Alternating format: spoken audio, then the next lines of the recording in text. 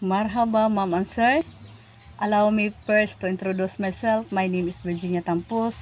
I am 44 years old. I am married, blessed with 3 children, age 21, 16, and 14 years old boy. I am a college undergraduate taking Bachelor of Science in Information Technology, major in computer.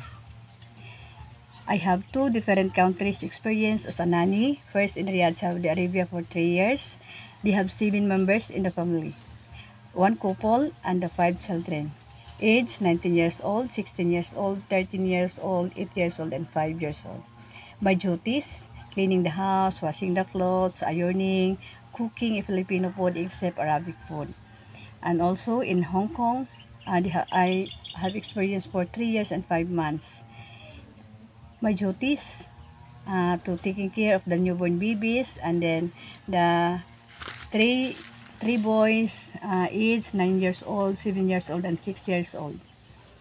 I will bring them into school, and I will take them into home, and then go to marketing and cooking a Filipino food. Being a nanny, I will teach them on how to proper hygiene, and all, how to change their own clothes, brushing their own teeth, and also uh, take a bath. Mom and sir, if you hired me, I promise to finish my contract.